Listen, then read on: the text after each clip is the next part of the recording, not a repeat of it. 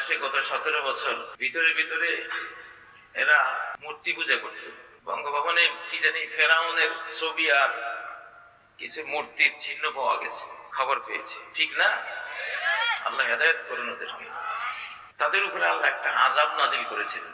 17 বছর যারা আল্লাহর বিরুদ্ধে ষড়যন্ত্র করেছে, আল্লাহ তাদের উপরে এমন একটা আযাব নাজিল করেছেন যে আযাবের নাম না নূহ আলাইহিস সালাম শুনেছেন, না কোনো ইব্রাহিম আলাইহিস সালাম শুনেছেন, না কোনো মুসা আলাইহিস সালাম শুনেছেন, না কোনো ঈসা আলাইহিস সালাম, না কোনো মুহাম্মদ সাল্লাল্লাহু আলাইহি ওয়াসাল্লামের যুগে এই আযাব আসছে।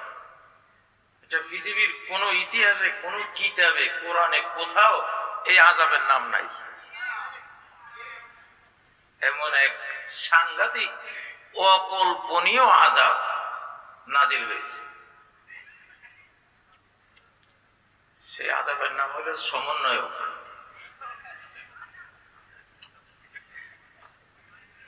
সেই আযাবের নাম কি? সমন্বয়ক। এই আযাবটা আমি আগে দেখছি রে ভাই, এটা যে আযাব, কিন্তু আবার আমাদের জন্য রহমত। আমাদের জন্য কি? রহমত।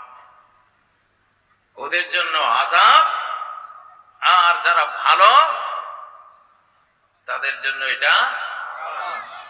সমন্বয়ক নামক কোন জিনিস কোন আলিম ওলামা আপনারা পড়ছেন কিতাবে? এইটা আমাদের 60-65 বছরের ইতিহাসে এই নাম আমরা কেউ শুনি নাই। সমন্বয়ক দিয়ে আযাব আসে, এমন আযাব। এইটা দিয়া আমরা তো আবাবিলের নাম শুনছি, তয়রান।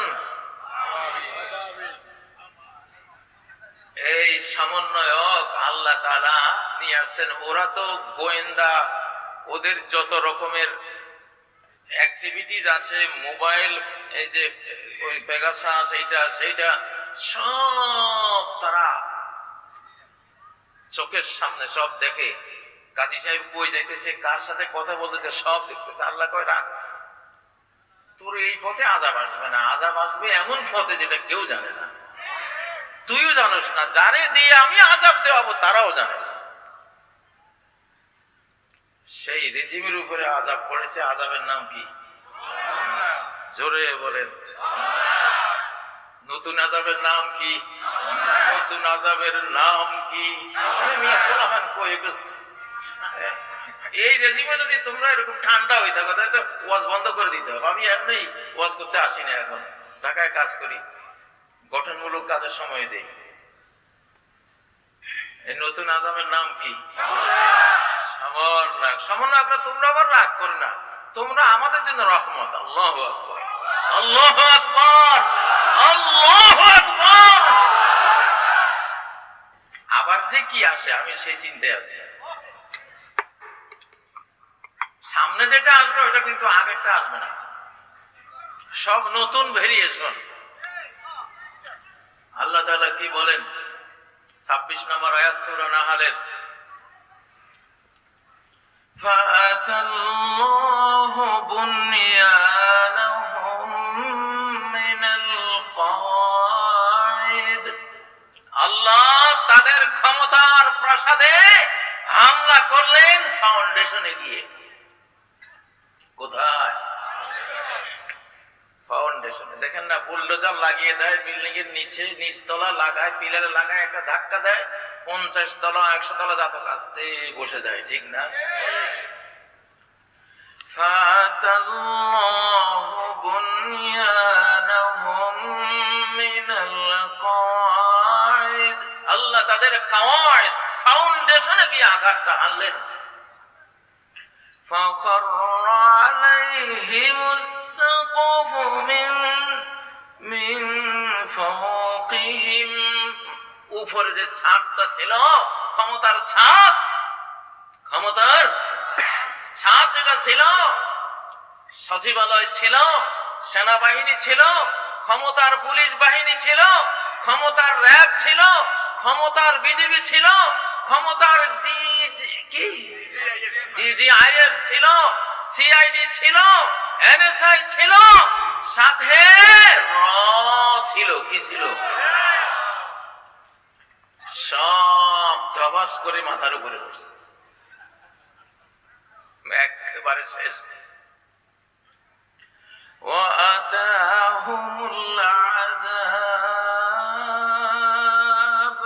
শাস্তি এসে গেছে।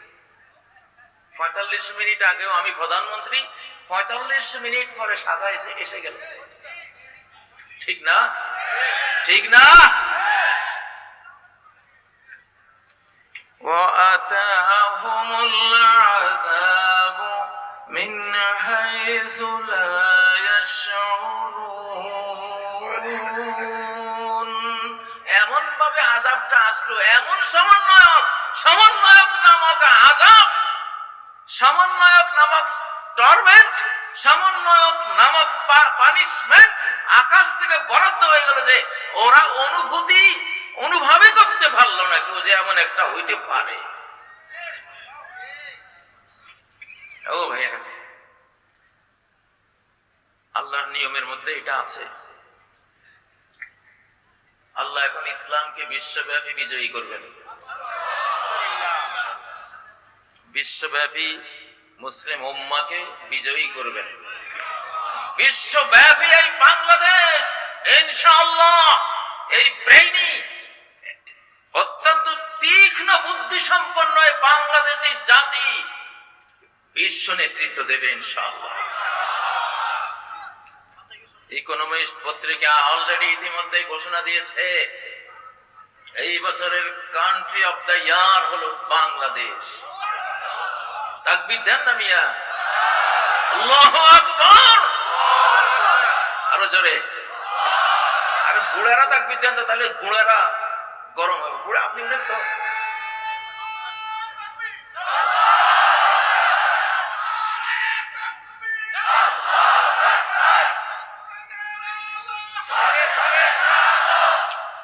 কয় যে ইকোনমিস্ট কয় যে 4টা দিন কোন সরকার ছিল না।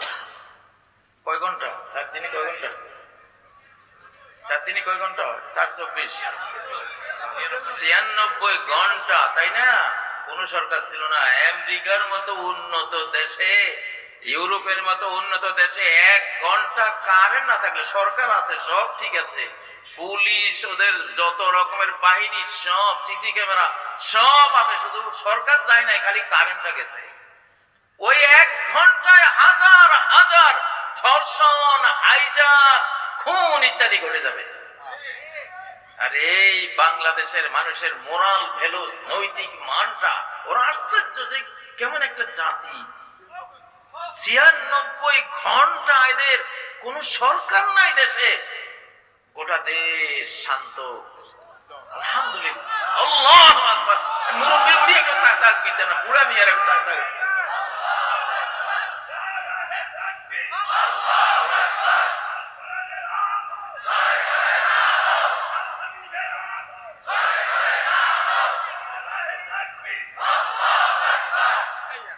এই না হয়েছে, শোনেন, এই আমলে যত তাকবীর দিবেন বুড়ারা দিবেন। এটার একটা কৌশল আছে, একমত আছে, কারণ আছে। কারণটা কি? কারণ হলো পার্শ্ববর্তী যারা আমার করে হামলা করতে চায়, ওরা চাইয়ে দেখবে আর বলবে, ওরে বাপরে বাপ, যে দেশের বুড়ারা তো তেজ, জোয়ানের কি অবস্থা। বাইরে যাস না, এইসব দেশে যাওয়া ঠিক না। হযরতে মাহমুদুল হাসান দেওবন্দি রহমতুল্লাহ আলাইহির ইতিহাস মানে পড়লো। উনি ছোট্টখাট্টো ছিলেন, ঠিক না? ছোট্টখাট্টো, কিন্তু জ্ঞানের গোলা বারুদ। উনি খ্রিস্টানদের সাথে উনি ধর্ম নিয়ে তর্কবস করতেন, ওদেরকে পরাস্ত করে দিতেন। তো ওনার কৌশল ছিল কি, ওনার এক ছাত্র ছিল এই মোটা, একেবারে আপনার 6.5 ফুট লম্বা, এই মাথা, হাফিজ ভুঁইয়ার মতো। আমাদের হাফিজ ভুঁইয়ার নাম কারা কারা শুনছে একটু হাত তুলে দেখি। আরে হাফিজ ভুঁইয়া, আল্লাহ ওরে জান্নাত নসিব করুক। আমার চাচা গল্প করতো, হাফিজ ভুঁইয়ার একটা হাত আমাদের আমাদের গোটা বডি সমান এরকম মোটা ছিল একটা হাত, আমাদের বডিটা যত মোটা একটা হাত এত মোটা ছিল।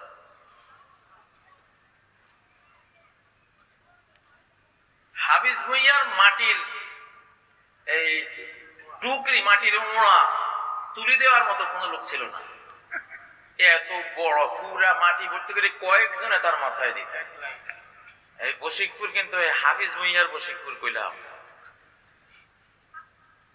পদ্মাঘাট, আজকে পদ্মাঘাট নিয়ে অনেক আপনারা গৌরব করেন। এই পদ্মাঘাট পাইছেন কই? হাফিজ ভুঁইয়ার হাতে পাইছেন। পদ্মাঘাটে বিশাল জঙ্গল, সব চিতাবাঘ, বাঘে ভরা, হয়তো টাইগারও ছিল। কেউ ওই জঙ্গল সাফ করতে সাহস পায় না। হাফিজ ভুঁইয়াকে দায়িত্ব দিয়েছে, তুমি সাফ করবা। একবারে সত্য ঘটনা, আমার চাচাদের মুখে আমরা বসে বসে শুনতাম এগুলো শিশুকালে। ওনারা হাফিজ ভুঁইয়াকে সচক্ষে দেখেছেন, শুনেছেন, প্রত্যক্ষ করেছেন। হাফিজ ভুঁইয়া পদ্মার বাজারের জঙ্গল সাফ করতে গেছে, বিশাল এক নারিকেল গাছের গোড়ায় বাঘ এসে এইভাবে ওকে আক্রমণ করে। সে বাঘের সামনে দুই ঠ্যাং ধরে এক বাড়ি মারি, এক আষাঢ় মারি নারিকেল গাছের গোড়ায় সবাই ঘুমা। এটা হাফিজ ভুঁইয়া, আই এম হাফিজ ভুঁইয়া। কি পেয়েছিস বুঝেন না? পরে বিকেল নাগাদ দেখতেছে যে 6টা বাঘ মেরে ওখানে স্তূপ করে রাখছে হাফিজ ভুঁইয়া। আরে তোকে বুড়া, আপনি উঠেন না কেন? আপনি তো সিদ্ধান্ত। হাফিজ ভুঁইয়া জিন্দাবাদ দেন।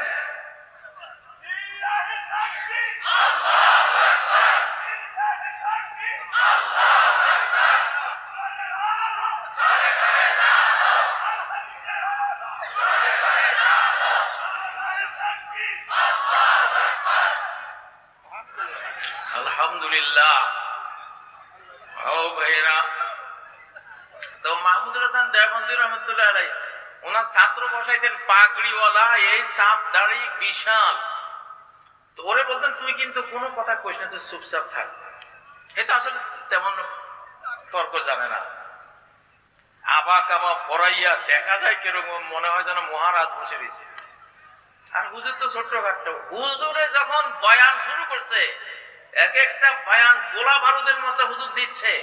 খ্রিস্টান মিশনারিদের কয় কি কয়, ये छोटा मौलवी इतना तेज है, ना जाने वो बड़ा मौलवी क्या क़यामत बर्पा कर देगा। এই ছোট হুজুরের এই অবস্থা, এই বড়টা শুরু করলে কি কিয়ামতটা হবে আজ এখানে। বাইরে দরকার নাই পালা শর্ট। হ্যাঁ, বিলকুল সহি হয়। এটা তো ইতিহাস, এটা কোনো হেয়ালি কথা না, বাস্তব কৌশল। এটা কি কি নিতে হবে? কৌশল নিতে হবে আমাদের। হাফিজ ভুঁইয়ার কথা বসে করে হাফিজ ভুঁইয়া, এই জন্য এখন বুড়া দিয়ে আমরা মিছিল করব, বুড়া দিয়া স্লোগান দেওয়াবো। উপদেশটা বসাইছি সব বুড়া, আলহামদুলিল্লাহ। ওরা ভাবতেছে জওয়ানগুলি তো এখনো শুরু করে নাই। বুড়ারাই এত বাড়তেছে, যখন আরো শক্তিশালীরা আসবে তারা জানে কি করবে। এটা হেকমা। এটা কি হাফিজ ভুঁইয়া। হাফিজ ভুঁইয়ার অনেক কাহিনী। আস্ত নারিকেল গাছ কাঁধে নিয়ে চলে যেত। আমার চাচারা বলতো, মারামারি লাগলে সে একটা লম্বা বাঁশ কোমরে কাঁপতো, বেঁধে যে দুই পক্ষ মারামারি করতেছে, এই বাঁশ লই দৌড় দিত এইদিকে। দোনো পক্ষরে বাঁশের নিচে ডলি চলে। কিসের মারামারি? মারামারি যদি তাবলিগ জামাতে এই মারামারিটা ওনার আমলে হইতো, হাফিজ ভুঁইয়ার বাঁশের ডলায় সব মারামারি ঠান্ডা হয়ে যেত। ভাই, আমাদের এরকম হাফিজ ভুঁইয়ার দরকার আছে না নাই? চাই ওরকম তাগড়া হাফিজ ভুঁইয়াদের দরকার বাংলাদেশের জন্য। ও ভাইয়েরা, হাফিজ ভুঁইয়ারা আল্লাহ মাফ করে দেন। বশিকপুরের রত্ন, আমার বাড়ির লগেই তো বাড়ি। হাফিজ ভুঁইয়া ওনার যখন একবারে বয়স শেষ, চোখ দর দিয়া পড়ে গেছে, দেখতে হলে এই ভ্রু তুলে তারপরে দেখা লাগতো।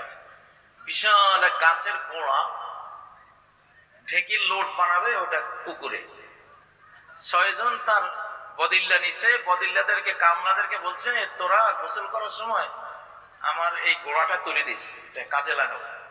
ছয়জনে চাইছে, পারেনি। বুড়া দেখে টেকে কয় কি আচ্ছা থাক, বুঝছি তোরা পারতি না, তো আমি গোসলের সময় তুলি তুমি। ওরা কয়ে বুড়া মনে করছে তোমার আগে সেই দিন আছে, ওরা তামাশা দেখার জন্য বসে আছে। বুড়ায় বাঁশ একটা নিয়ে এটাকে কিনারে আয়না দুইটা হাত মেলছে, কয় জানো কেরানের মতো, ঠিকই ওই দুটো এমন লইয়া ফুটবলের মতো মেলা মারছে। বশিকপুরে খালি আলেমের গল্প শুনছে, হাফিজ মিয়ার গল্প আজকে কইলাম। আল্লাহু আকবার।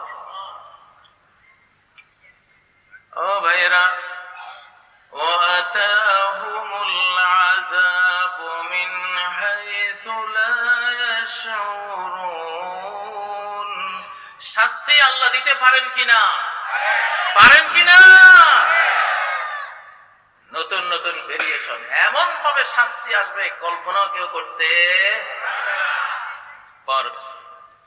আমার বাংলাদেশ নিয়ে বহু ষড়যন্ত্র হচ্ছে, সচিবালয়ে আগুন, রাস্তাঘাটে মারামারি, তাই না? বাইরে থেকে হুমকি ধমকি অনেক কিছু হচ্ছে। আল্লাহ তাআলা কি জগৎটা তোদেরকে দিয়ে উনি কি অবসর নিয়েছেন? হ্যাঁ বাবারে, এমন মার আসতেছে সামনে।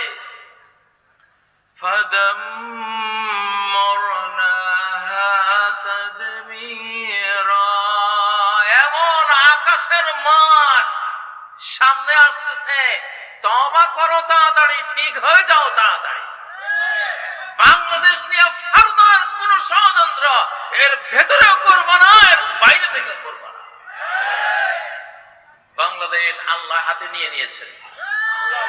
5ই আগস্ট এটা কোনো মানুষের কাজ ছিল না, এটা স্রষ্টার কাজ ছিল, এটা আল্লাহর কাজ ছিল, এটা সর্বশক্তিমানের কাজ ছিল, ঠিক নয় কি?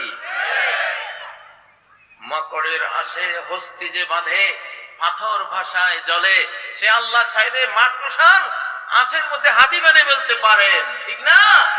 পাথর পানির উপরে ভাসিয়ে দিতে পারেন, পারেন না? 2004 সালে সুনামি হয়েছিল না? 900 কিলোমিটার গতিতে পানি ছুটিয়েছেন আল্লাহ তাআলা।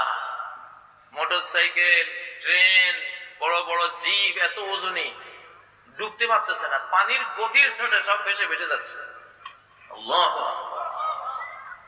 আল্লাহর ক্ষমতা কত বড়। এখন আল্লাহ তাআলা বলে যে আমার সামনে থেকে সরে যা, আমার বান্দা বাংলাদেশি মুসলমান আমি ভালোবাসি এগুলি রে, আমি এদের সাথে খুব আমার এরা পছন্দের।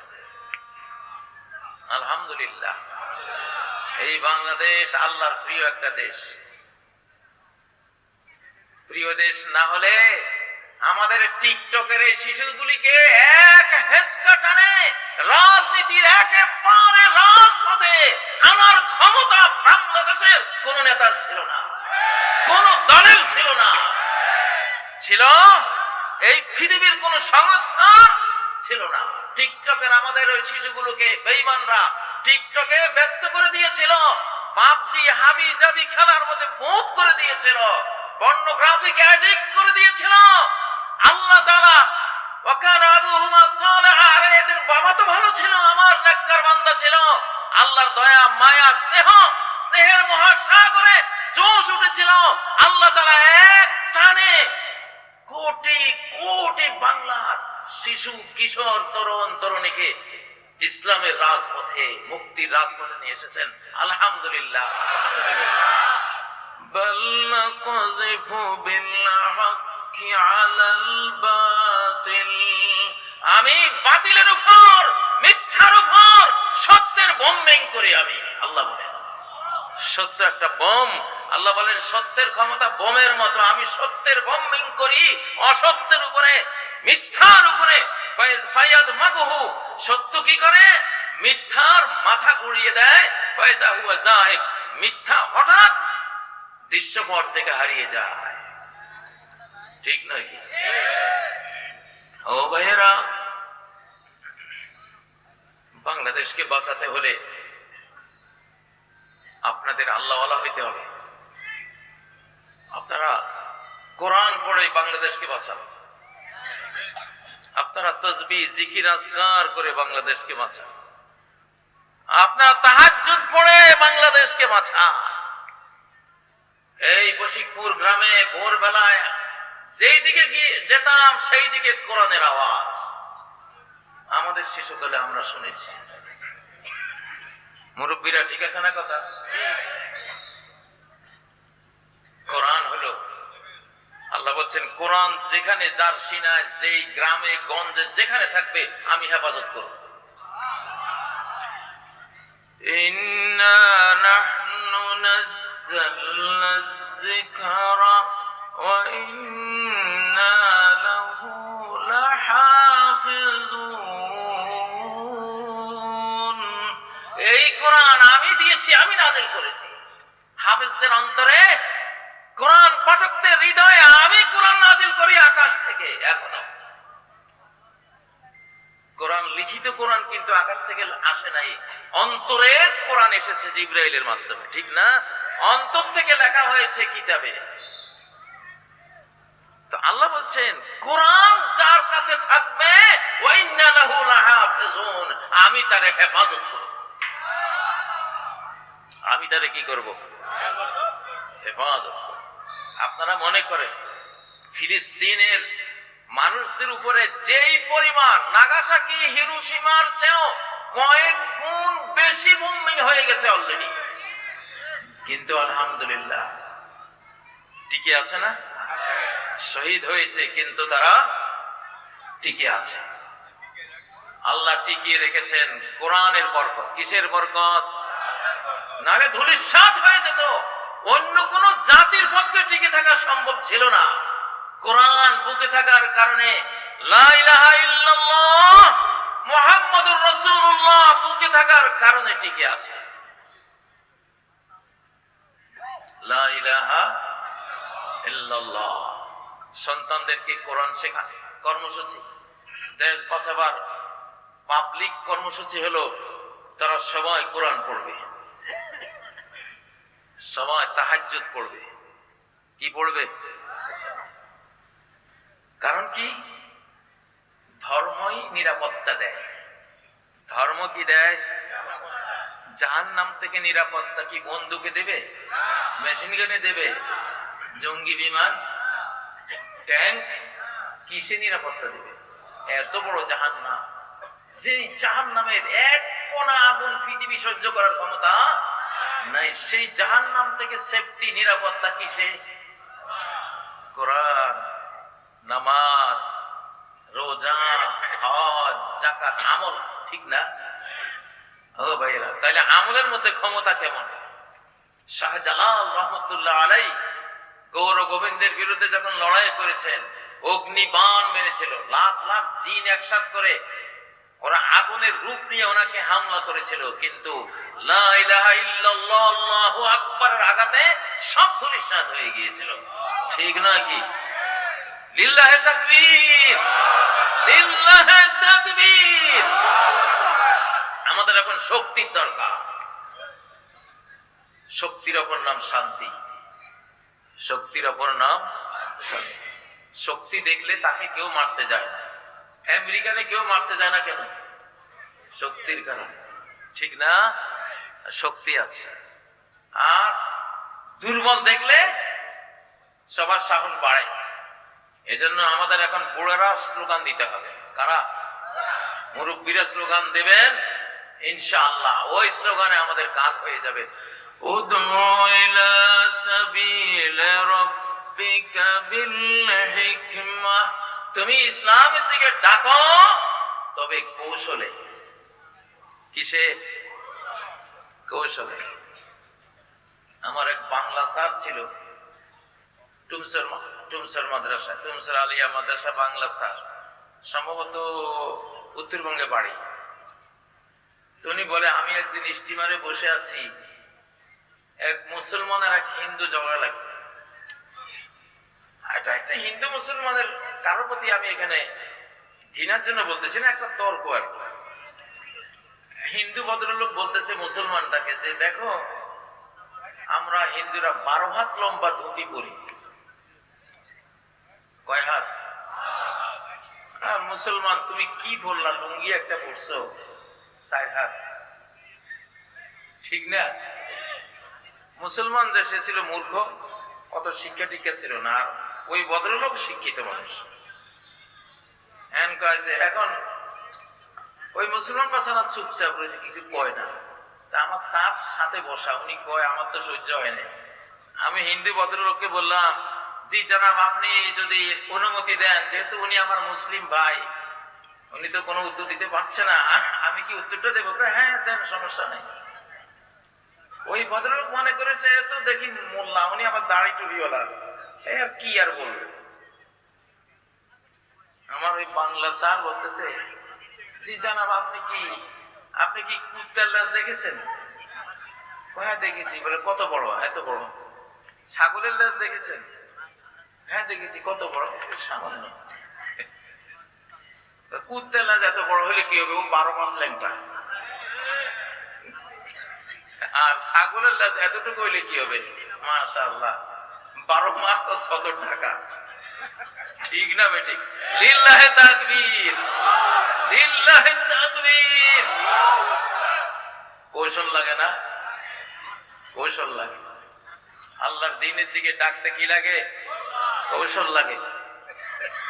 ও ভাইয়েরা, আল্লাহ তাআলা ইসলামকে বিজয়ী করবেন ইনশাআল্লাহ। আমি তো মনে করি সেই সৌভাগ্য আমাদের কপালে লেখা হয়ে গেছে ইনশাআল্লাহ।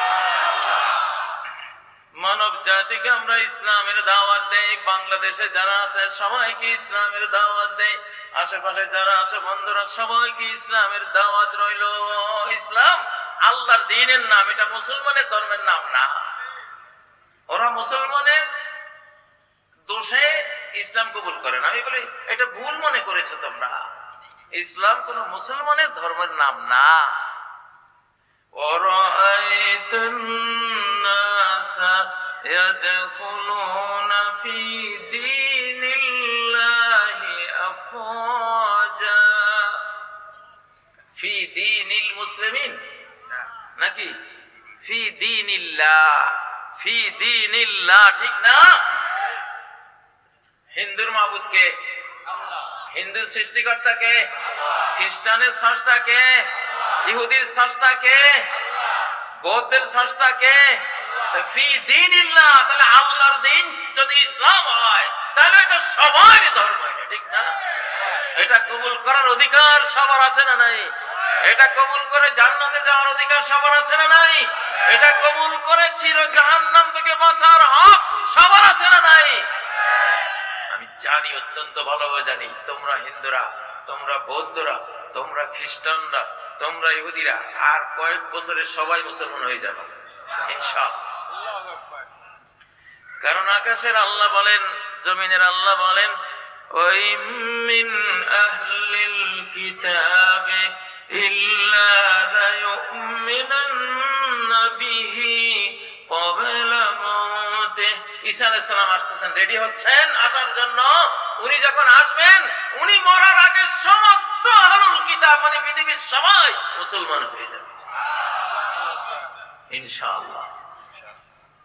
আপনাদের আমাদের কপালে সে সৌভাগ্য লেখা আছে, আমি দেখতেছি আলহামদুলিল্লাহ। আমরা একটি ইসলামী বিশ্ব পাবো, একটা মুসলিম জাহান আমরা পাবো। হযরতে মূসা আলাইহিস সালাম ইহুদি ধর্মের প্রচারক ছিলেন না, ইসলাম ধর্মের প্রচারক ছিলেন।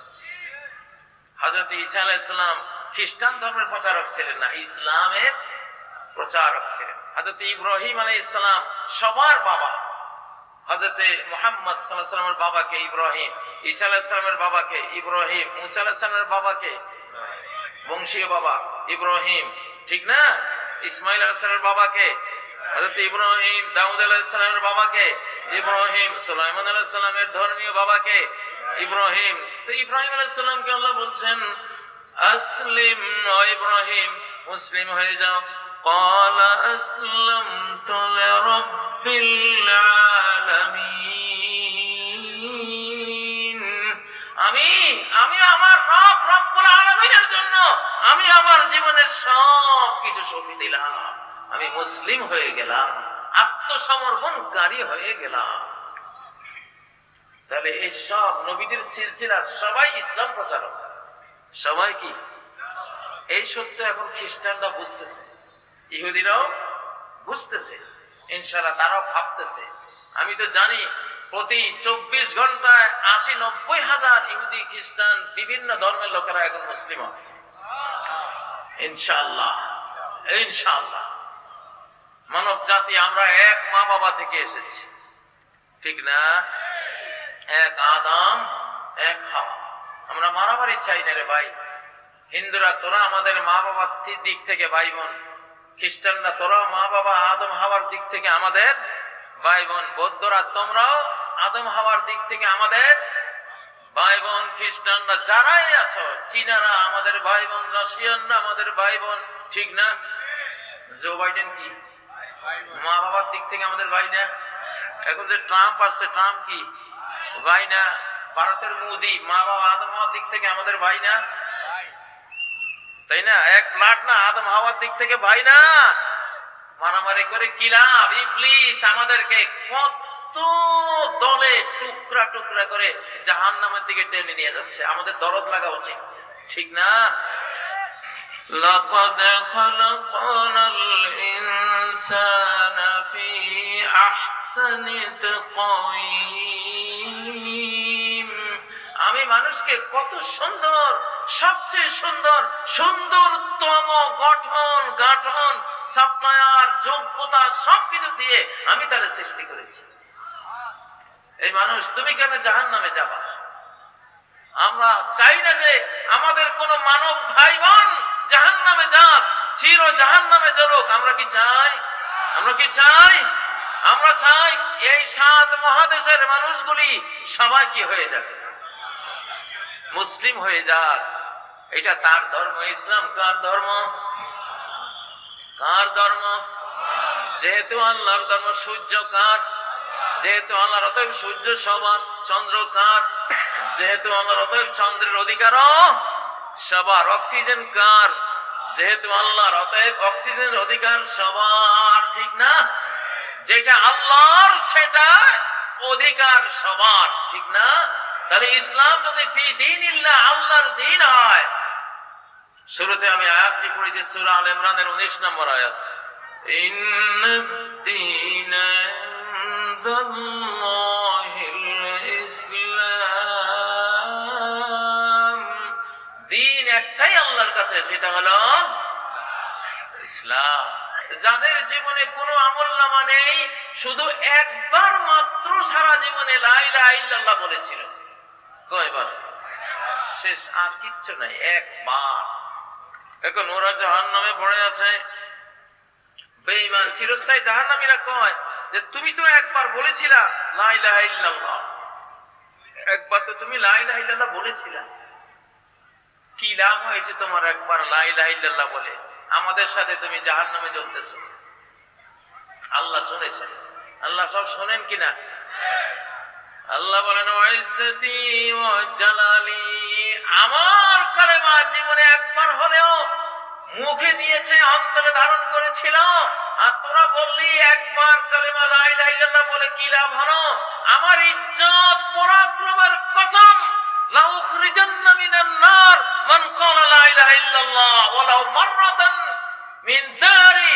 জীবনে একবার হলেও যার আমলনামায় লা ইলাহা ইল্লাল্লাহ আমি পাবো আজকে, আমি আল্লাহ আমার ইজ্জত পরাক্রমের কসম করে বলছি, তারা আমি এখন বের করব। আল্লাহু আকবার। এজন্য বলতেছি বাবারে, যেই হও না কেন, হিন্দু বৌদ্ধ খ্রিস্টান ইহুদি যাই হও না কেন, জীবনে একবার হলেও মন থেকে লা ইলাহা ইল্লাল্লাহ পড়ে রাখো, ঠিক না? যদি কাজে লেগে যায়। যে আল্লাহ বানাইছে আমাদেরকে, ওনার স্নেহ মায়ার কি অভাব আছে? আমরা যখন কোন বিদেশি শক্তির বিরুদ্ধে যুদ্ধের কথা বলি কারণ তারা আক্রমণ করতেছে, আক্রমণ করার জন্য আসতেছে। আমরা 53 বছর ভুগেছি আমাদের পার্শ্ববর্তী রাষ্ট্রের অত্যাচার, ঠিক না? আমাদের এই বাংলাদেশে যত অশান্তি, সব অশান্তির ভাইরাসটা জন্ম হয় দিল্লিতে। বাংলা বাংলাদেশের যত অশান্তি, এই অশান্তির ভাইরাস জন্ম হয় কোথায়? দিল্লি থেকে আস্তে আস্তে ওরা বাংলাদেশের দিকে সাপ্লাই করে, ঠিক না? ওই কারণে বাধ্য হয়ে আমরা চিৎকার দেই, স্লোগান দেই বা যুদ্ধের কথা বলি। কিন্তু দরকার কি আছে ভাই? তোমরা তো মানব ভাই, আমাদের মানব বোন আমাদের, ঠিক না? তোমরা শান্তি মতে থাকো না, তোমরা ইসলাম কবুল করে ফেলো, লা ইলাহা ইল্লাল্লাহ কালেমা একটা পড়ে তোমাদের স্রষ্টাকে তোমরা মাবুদ মেনে ইবাদত বন্দেগী শুরু করে দাও, আমরা তোমাদের ভাই হয়ে গেলাম পুরোপুরি, ঠিক না? ইসলাম কি যুদ্ধ চায়? আমরা যে বাংলাদেশে স্লোগান দিই লড়াই লড়াই লড়াই চাই, লড়াই করে বাঁচতে চাই, লড়াই লড়াই লড়াই চাই, চাই কথাটা ঠিক না। কারণ হাদিস আমি আরো এক মাহফিলে বলেছিলাম, নবীজি বলেছেন লা তাতামান্নাউ লিকা আল আদু, দুশমনের মুখোমুখি হওয়ার আকাঙ্ক্ষা কখনো করো না। সাল্লাল্লাহু আলাইহি, আল্লাহর কাছে নিরাপত্তা চাও। আল্লাহর কাছে কি চাও? যুদ্ধ প্রথমে প্রথমে খুব ভালো লাগে, পরে যখন আহত নিহত, ঠ্যাং নাই, পা নাই, চোখ নাই, বাবা শহীদ হয়ে গেছে, মা মরে গেছে, ভাই বোন নাই, চতুর্দিকে চাচা নাই, জ্যাঠা নাই, আরে সব লাশ আর লাশ, তখন আর কেউ যুদ্ধ করতে চায় না। বুখারী শরীফে আরবদের একটা কবিতা আছে, যুদ্ধের কবিতা, কয় আল্লাহ হারবু আউয়ালা মা তাকুনু ফাতিয়াতান তাসাব বিজিনাতিহা লিকুল্লি জাহুলি। যুদ্ধ বিগ্রহ প্রথমে যেন একটা সুন্দরী তরুণী, এই তরুণীর রূপ দেখার জন্য সব জাহেল জুয়ালা হুমড়ি খেয়ে পড়ে। হ্যাঁ, যুদ্ধ লাগলে দেখেন না আমার কি কম আছে নাকি? হ্যাঁ, সবাই হুমকি ধমকি দেয়, নিজের বন্দুকের নল বের করে, ঠিক না? ট্যাঙ্ক দেখায়, প্রথমে সবাই লাগে।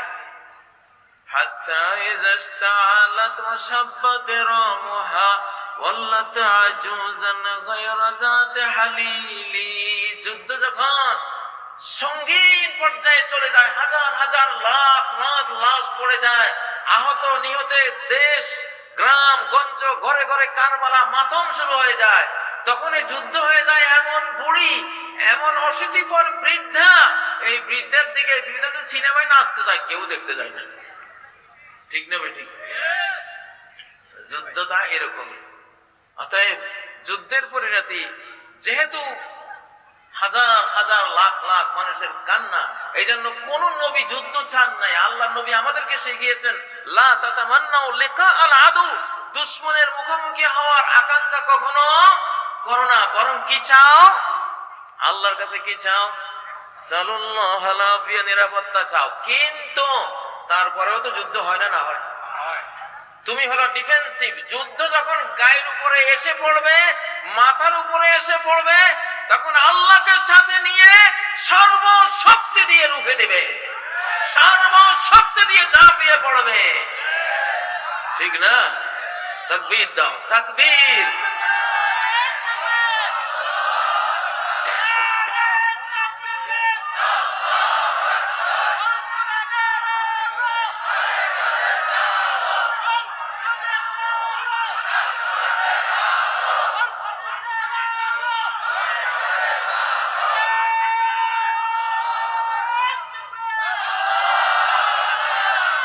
এই মহাবিশ্বের সবচেয়ে শক্তিমান হাতিয়ার হলো তাকবীর, সবচেয়ে শক্তিশালী ক্ষেপণাস্ত্র হলো তাকবীর, সবচেয়ে ভয়ঙ্কর ট্যাঙ্ক হলো তাকবীর, সবচেয়ে ভয়ানক উইপন্স হলো কি? তাকবীর। কথাই সবচেয়ে বড়। আল্লাহ তাআলা কথা দিয়ে মহাবিশ্ব সৃষ্টি করেন। কোন একটা কথাই তো। মহাবিশ্ব সৃষ্টি হয়েছে কি দিয়ে? রড, ইট, সিমেন্ট, এগুলি দিয়ে। কি দিয়ে? কথা। ইযা ক্বাদা আমরুন ফাইন্নামা ইয়াকুলু লাহু কুন ফায়াকুন। যখন তিনি কোনো কাজ করতে চান শুধু বলে দেন হও, সাথে সাথে সেটা হয়ে যায়। এজন্য কথার চেয়ে শক্তিশালী আল্লাহর মহাবিশ্বে আর কিছু নাই।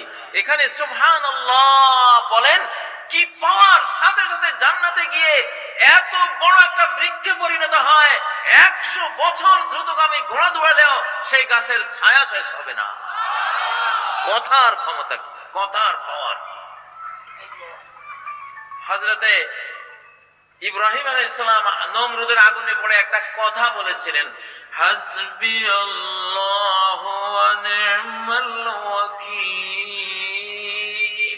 সাথে সাথে আকাশের কমান্ডে নমরুদের ওই আগুন, যে আগুনের উপর দিয়ে পাখি উড়ে গেলে পড়ে যেত জ্বলে পুড়ে, সেই আগুন গলে গুলজার হয়ে গেল, ফুল বাগান হয়ে গেল। ঠিক নাকি? কথার পাওয়ার। এক যুদ্ধে নবীজির সৈনিকরা পরাজয়ের মুখোমুখি পড়ে গেছে, জিতে যাওয়ার কোনো সম্ভাবনাই নাই। হঠাৎ সবাই বলে ফেলল, ওয়াকালু হাসবুনাল্লাহু ওয়া নি'মাল ওয়াকিল। আল্লাহু আকবার। হাসবুনাল্লাহু, আল্লাহ ইজ সাফিসিয়েন্ট ফর আস। আমাদের জন্য আল্লাহ যথেষ্ট। আর কত না উত্তম কর্মবিধায়ক তিনি। বলার সাথে সাথে কি হয়ে গেল? যুদ্ধের পাল্লা পাল্টে গেল। ফানকালাবু বিনি'মা, তারা আল্লাহর নেয়ামত বিজয় নিয়ে ফেরত আসলো। 1947 আগে হিন্দু মুসলিম রায়ট চলছে। একটা গ্রামে মুসলমান আছে 30-40 জন, তাদেরকে হামলা করতে আসতেছে হাজার হাজার হিন্দু। তখন রায়ট ছিল হিন্দু মুসলমান। তো একটা খাল আছে ওই গ্রামের সামনে। এখন যে 30-40 জন মুসলিম ছিল,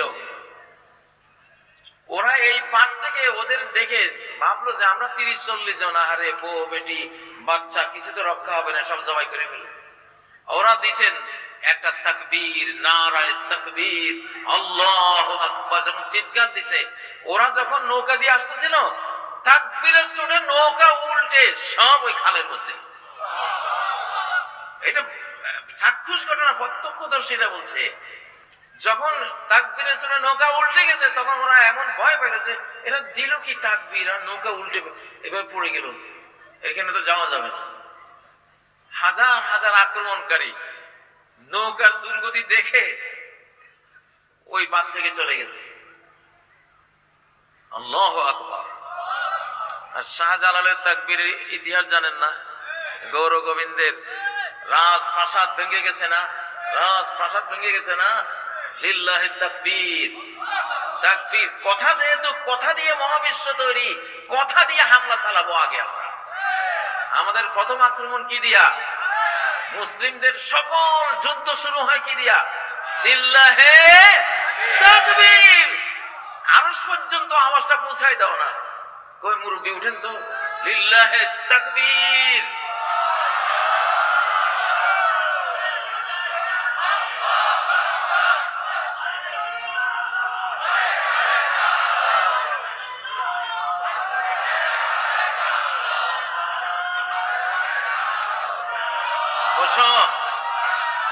তিনজন সাহাবী, নবীজি তিনজন সাহাবীকে রোমানরা বন্দী করেছিল। ইতিহাস, সারা কোরআনে ইতিহাস আছে না নাই? এজন্য ওয়াজে ইতিহাস আনতে হয়। রোমান নবীজির সাহাবী মুহাম্মদ সাল্লাল্লাহু আলাইহি ওয়াসাল্লামের ছাত্র 3 সাহাবীকে রোমানরা বন্দী করলো। ওরা বললো যে মুহাম্মদের ছাত্রদেরকে কিছু করা যায় না, কোনো কিছু দিয়ে আপোষ মানানো যায় না, কোন লোভের সামনে এদেরকে পরাস্ত করা যায় না। দেখি এবার কদ্দুর এরা টিকে থাকে। তখন ওদের 3 জনকে একটা ঘরে বন্দি করে দিল। খাবার দিছে শুকুরের মাংস আর পানি দিছে মদ, আর কিছু নেই। 3 দিন পরে দরজা খুললো, দেখলো যে ওই মদের জায়গায় আছে শুকুরের গোস্ত, শুকুরের গোস্ত জায়গাতে আছে, কিচ্ছু ধরে নাই। এরা বুঝলো ওরে সর্বনাশ, কি দাঁতের তৈরি যে এরা, পারা যাবে না। তখন দ্বিতীয় আক্রমণ করলো কি, তন্নি তরুণী 3টা মেয়েকে অর্ধউলঙ্গ করে ঘরে ঢুকিয়ে দরজা বন্ধ করে দিছে। আর সাহাবীরা শুরু করছে তাকবীর, লিল্লাহি তাকবীর। তাকবীরের চোটে গোটা রোমান সেনা ক্যাম্প থরথর করে ভূমিকম্পে কাঁপতে শুরু করলো। এমন ভূমিকম্প শুরু হলো, ওরা চিন্তা করলো যে এটা তো কিছুক্ষণ পরে সব ভেঙে চুরমার হয়ে যাবে। দৌড়ে গিয়ে দরজা খুলে তাদেরকে বের করে দিয়েছে। তাকবীর। এটা রোমান যুদ্ধে বহু সেনা ব্যারাক সেনা ক্যাম্প গুঁড়িয়ে দিয়েছে সাহাবীরা তাকবীর দিয়ে। এবং সহিহ মুসলিমের যে হাদিসটি, তুরস্কের ইস্তাম্বুল ইমাম মাহাদির বাহিনী যে দখল করবেন, এখন তো যদিও আরদোগান তুরস্ক চালায়, কিন্তু উনি তো এখনো ইসলামকে আইন হিসেবে ওখানে আনতে পারেন না। সেকুলারিজম গোটা ইউরোপ, আমেরিকা, তুরস্ককে চতুর্দিক থেকে ঘেরাও করে রেখেছে। এই জন্য সে অনেক দূর এগিয়েছে, কিন্তু তারপরেও তো ইসলামকে তো আনতে পারতেছেন না। তো ইমাম মাহাদির বাহিনী এসে ওই কাজটা করে ফেলবে, ওনারা ইস্তাম্বুল দখল করবে। তো সেখানে আছে ফালাম ইয়ারমু বিসাহামিন ওয়ালাম ইউকাতিলু বিসিলাহ। ওরা যে যুদ্ধ করে ইস্তাম্বুল রাজধানী জয় করবে, একটা তীরও ছুড়বে না, কোনো হাতিয়ার ব্যবহার করবে না। ক্বালু লা ইলাহা ইল্লাল্লাহু আল্লাহু আকবার। এক তাকবীর দিবে, তাকবীরের ছুটে শহর রক্ষা প্রাচীর এক পাশ ভেঙ্গে মাটির সাথে মিশে যাবে। আমার তাকবীর দিবে। এত তুরস্কের ইস্তাম্বুল নগরী সুলতান মোহাম্মদ ফাতেহের আগে কেউ জয় করতে পারেনি। এত সুরক্ষা প্রাচীর এটার মজবুত, অথচ তাকবীরের সামনে এটা কি চুরমার হয়ে যাবে।